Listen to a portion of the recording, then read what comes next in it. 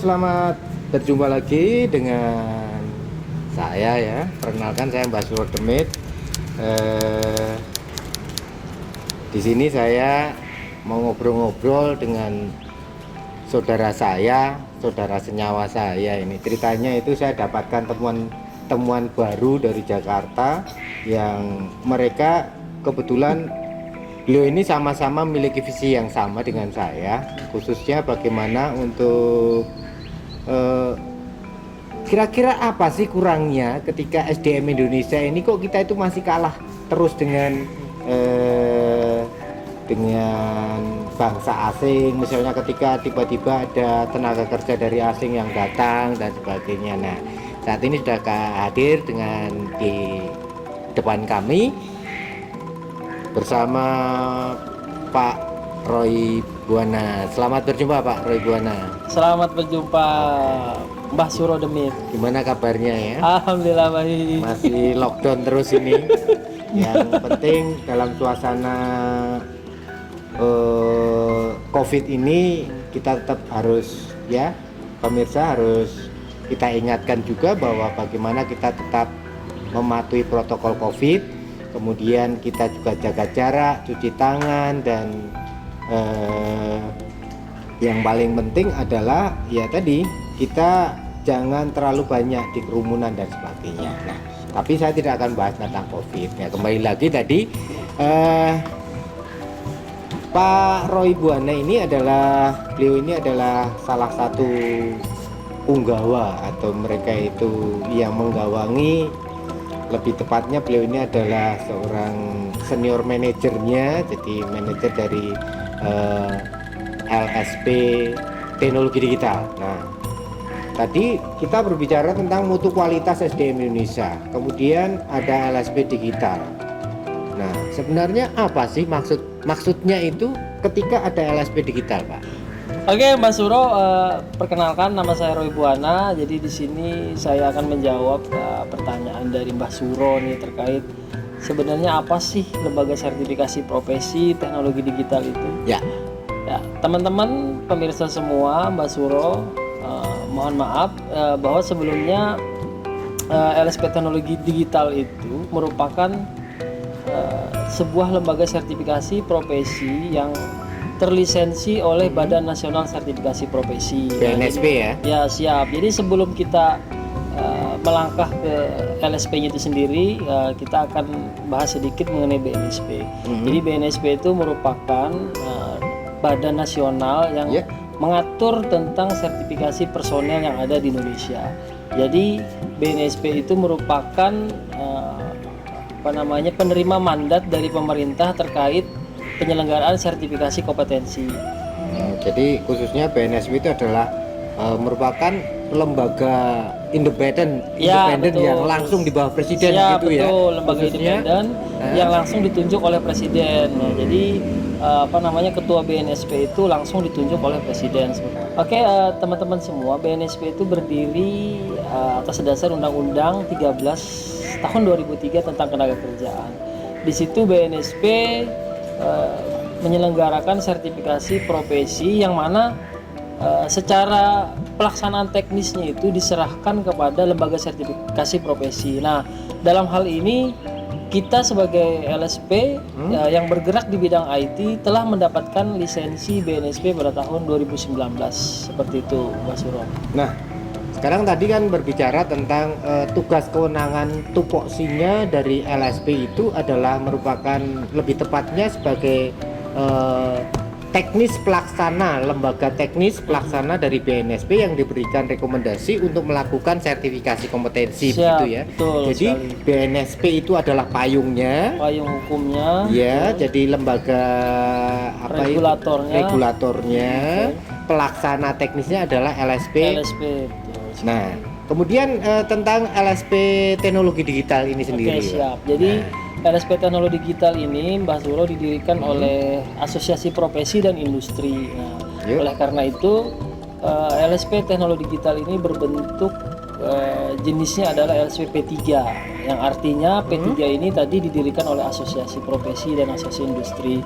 Nah, sebenarnya banyak lagi ya jenis-jenis LSP, misalkan LSP P1 untuk pendidikan, LSP P1 untuk industri, atau LSP P2 yang biasanya kalau di kita itu P2 itu biasanya BUMN, kemudian kantor-kantor lembaga-lembaga Artinya diklat. P2 itu untuk mensertifikasi tenaga kerjanya sendiri gitu. Jadi Peningkatan mutu kualitas tenaga ya, yang pasti internal. semua tenaga kerja yang akan disertifikasi. Nah, namun dalam konteks ini ruang lingkupnya yang disertifikasi hanya yang ada di bawah perusahaan atau balai tersebut. Misalkan dalam hal ini contohnya kalau P2 itu semacam pegadaian misalkan. Nah, pegadaian itu merupakan P2 yang mana dia punya pegadaian-pegadaian di tingkat daerah.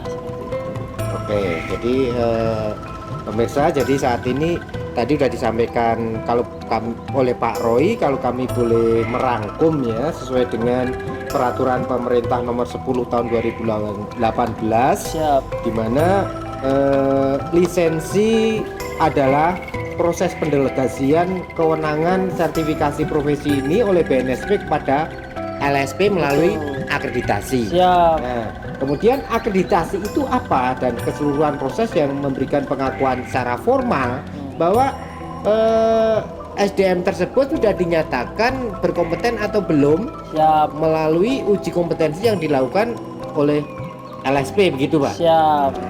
Luar biasa ya. Jadi akhirnya nanti untuk SDM-nya tersebut dibuktikan dapat apa itu? Tidak mendapatkan sertifikat kompetensi. Sertifikat kompetensi yang sudah yang blanko sertifikatnya dikeluarkan oleh BNSP. Nah, sekarang begini pertanyaannya, kan banyak pendengar pemirsa yang belum tahu. Sertifikasi itu kan banyak mereka-mereka yang mengeluarkan sertifikat gitu, lembaga kursus dan sebagainya. Nah, dalam hal ini ketika orang tersebut sudah berhak mendapatkan sertifikasi kompetensi dari Badan Nasional Standarisasi Profesi, sertifikasi profesi itu, tolak ukurnya apa itu Pak? Jadi yang dijadikan acuannya atau variabelnya itu apa? Ya, jadi mungkin yang dimaksud adalah dalam proses uji kompetensi sendiri, ya kan, kita harus memahami apa itu yang namanya kompetensi ya sebelum jauh ke situ. Jadi kompetensi itu adalah kemampuan kerja setiap individu ya yang mencakup aspek skill, knowledge, attitude atau pengetahuan, keterampilan dan sikap kerja yang mana itu berdasarkan standar kompetensi yang sudah diatur oleh Badan Nasional Standarisasi Profesi. Nah, jadi pertanyaannya begini Pak. Tadi mungkin lebih tepatnya ya. Jadi misalnya orang ini sah dianggap mereka sebagai contohnya operator komputer. Ya. Itu level-level atau dasar acuannya itu mereka itu bisa dikatakan sebagai lolos bersertifikasi, berhak mendapatkan sertifikasi kompetensi itu. Itu acuannya itu apa Pak itu? Atau yang dijadikan standarnya itu. Jadi kan begini Pak. Kalau di tenaga kerja itu kan ada SKKNI, ya, betul, ada SKKI, siap. gitu kan? Ya, jadi kalau standar kompetensi sendiri ada macam-macam ya yang kita pakai. Ada standar kompetensi kerja nasional Indonesia itu yang disingkat SKKNI. Kemudian ada juga standar SK3, standar kompetensi kerja khusus. Kemudian ada juga standar internasional. Nah, kalau untuk operator komputer itu ya menggunakan standar kompetensi nasional Indonesia yang mana itu SKKNI ya. SKKNI yang mana itu yang diterbitkan oleh Kominfo. Ya, ada juga yang dari Kementerian Tenaga Kerja. Jadi artinya lembaga terkait gitu. Ya, jadi standar kompetensinya disusun oleh Kominfo dan stakeholder. Lalu diregistrkan ke Kementerian Tenaga Kerja. Oke, jadi ada praktisi, ada akademisi, ada beberapa elemen gitu. Artinya bahwa ketika orang itu dianggap misalnya mereka menguasai, mereka layak disebut berkompetensi bidang networking, gitu kan? Maka dia ya sudah standarnya itu sudah menjadi acuan standar nasional gitu. Jadi ada ceritanya begini, kenapa kita harus standar ya? Misalkan ada case begini, ketika kita uji kompetensi di daerah perkotaan ya, tentu industri akan banyak di situ ya. Misalkan kalau di networking itu banyak lah ya perusahaan-perusahaan yang memakai alat-alat yang canggih yang sudah memang bisa mengimplementasikan terhadap standar tersebut ya kan. Nah, namun ceritanya akan berbeda kalau itu ada di daerah-daerah ya. Jadi di daerah-daerah tidak ada perusahaan ya. Jadi ketika ingin ketika ingin dilakukan proses uji kompetensi, maka standar apa yang akan dipakai? Nah, gitu. itu sekarang itu yang sekarang kan begini, Pak Roy ya. Kan banyak mereka yang sudah misalnya lulus bersertifikasi, misalnya kalau Mikrotik itu kan mereka MTCNA misalnya, Siap. kemudian Cisco itu CCNA, Siap. atau mereka Red Hat dan sebagainya. Nah, dalam hal ini negara melalui dengan kebijakannya untuk membuat suatu rumusan sebagai acuan yang dinamakan SKKNI tersebut, Betul. diharapkan itu sudah menjadi standarnya Nasional. di Indonesia. Bahkan ini berlaku juga di negara-negara yang ikut ke MEA, Pak. Ya, jadi di beberapa sektor itu ada namanya MRA, itu Recognized Agreement, yang dimana itu saling pengakuan antar negara. Jadi ada beberapa sektor ya, salah satunya yang paling yang paling familiar itu adalah pariwisata, di mana standar pariwisata itu berlaku untuk ASEAN. Sekarang yang selanjutnya, Pak, tentang LSP teknologi digital Siap. sendiri. Ini kan kalau saya searching di Google ya, di mana-mana itu muncul LSP teknologi digital gitu. Siap. Nah, sebenarnya di ruang lingkup LSP teknologi digital itu yang bisa dilakukan sertifikasi itu apa saja, skema atau bidang-bidang ini? Oke, apakah siap, kan gitu? siap. Ya, jadi kita dilisensi dengan 36 skema, Mbak Suro. Itu ada bidang keahlian programming, networking, ya. Ada IT auditor, project management, ada juga cloud computing, mobile programmer, seperti itu ya. Kemudian ada juga digital marketing, lalu ada levelnya yang bawah ada perkantoran dan lain-lain. Jadi intinya seputar tentang teknologi digital. Saat ini sudah ada 36 skema sertifikat kompetensi yang siap diuji oleh LSP teknologi Betul sekali. digital. Dan bahkan kita sekarang sedang dalam proses nih, Mbak Suro. Kemarin kan kita kedatangan tamu ya dari Badan Cyber dan Sandi Negara, yang mana di BSSN ya. BSSN. Kalau dulu namanya Lembaga Sandi Negara. Lembaga Sandi Negara. Kalau betul. sekarang menjadi Badan Cyber dan Sandi Sandi Negara. Negara. Ya, dia memiliki okupasi nasional juga. Nah, dan dia minta kepada LSP teknologi digital untuk mensosialisasikan atau menambah ruang lingkup ya. Oke.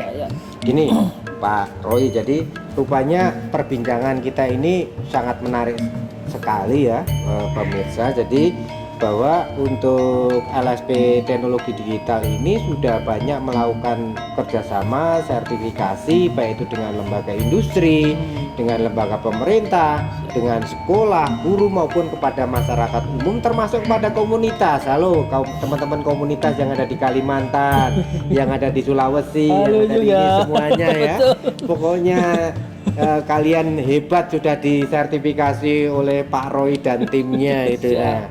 Nanti kita akan berbincang-bincang lebih lanjut ya, karena menarik sekali kelihatannya. Kalau kita bahas ini jadi panjang sekali. Bisa nggak tidur gitu. Karena tadi udah tentang tadi, saya akan bertanya lah ke sesi selanjutnya nanti, untuk selama ini apa saja sih yang sudah dilakukan, kemudian langkah ke depan.